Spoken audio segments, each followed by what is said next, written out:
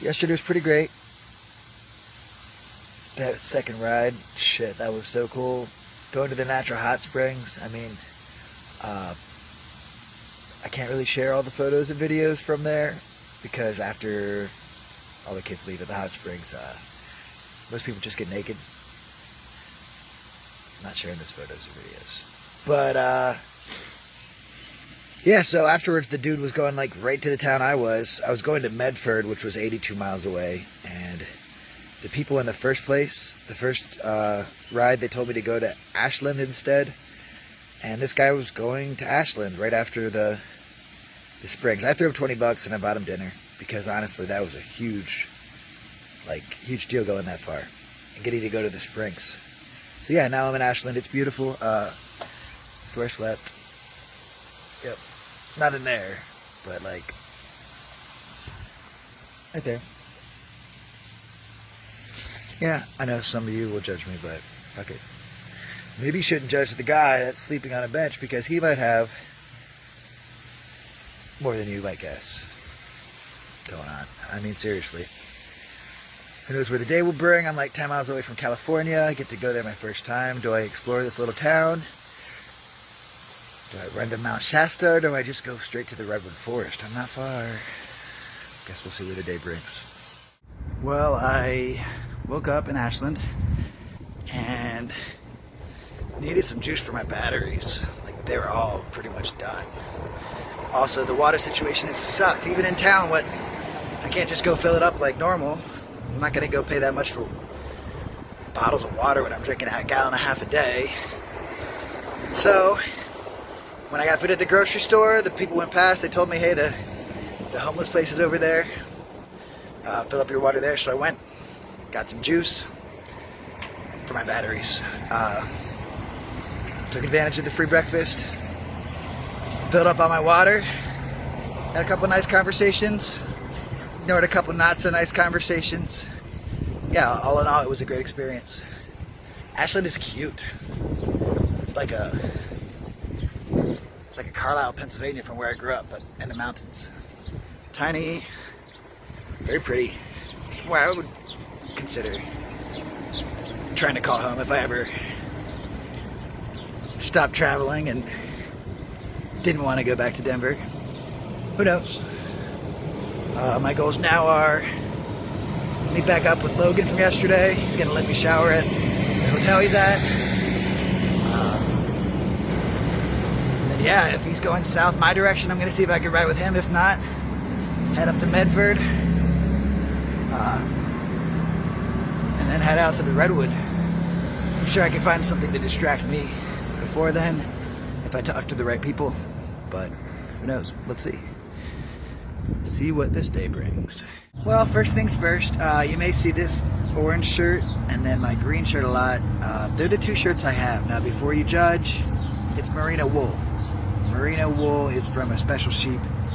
They're originally from Spain, but now they're primarily in Australia and New Zealand. Now their fur, their coat, whatever it's called, yeah, their wool is naturally antimicrobial. So that means that it doesn't just kill the microbes on my shirt and boxers. It soaks up the sweat that has the microbes and cleans it from my body. Basically, like, I don't stink.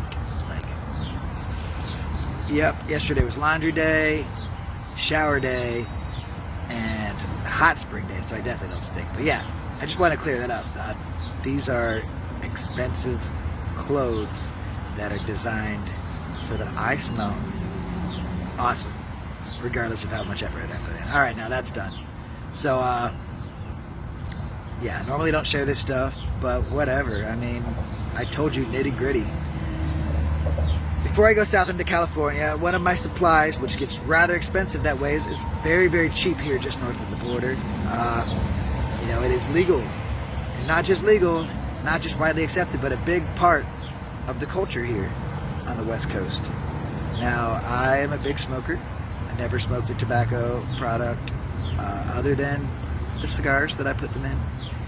If you know me well, you know I love my blunts. Up on the mountain, in Crater Lake, I totally forgot to stock up and I ran out my first day there. Luckily, that one guy that gave me the mushrooms, he also gave me a nice glass pipe for free. But this will be my first blunt in like 4 days. So here we go. This is what I'm here in Medford for.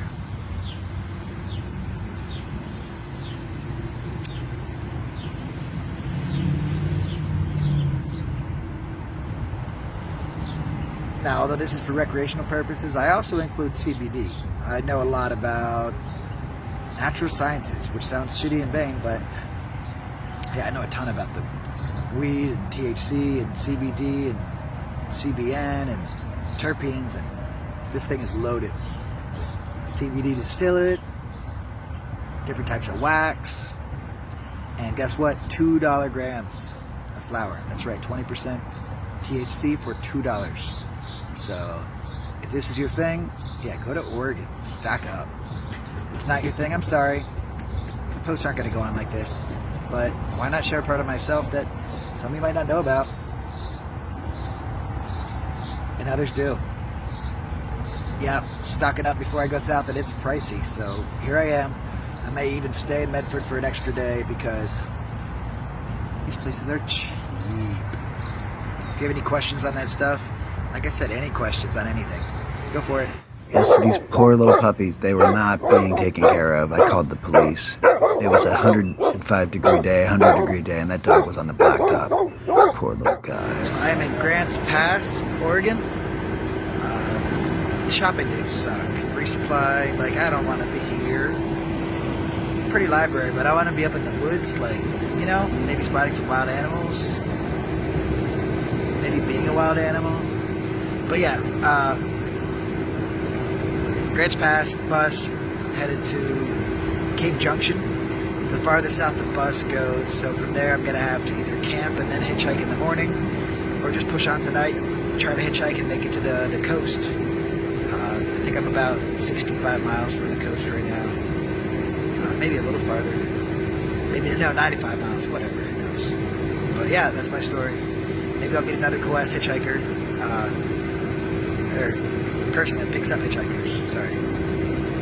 Or maybe I'll just camp, I don't know. But yeah, that's my story. Yep. We have Jim here. He was nice enough to give me a ride. I was walking from Cave Junction, headed for the coast. So Jim and I were talking, and he was telling me about the way he lives. So please, Jim, if you would. Well, I guess it's pretty simple. We have a property up on the place called Rough and Ready Creek, and it goes right into the heart of the U.S. forest lands, and we're the last private property owners up this road about 3 miles from here. And you know, it's a nice lifestyle. We don't have we do have some neighbors, but they're far enough away where they don't bother us. And when we go home at night, it's like the 19th century and not the 21st or the 20th. Although we do have modern conveniences, we use them very limitedly, and we tend to like to live simple as we can.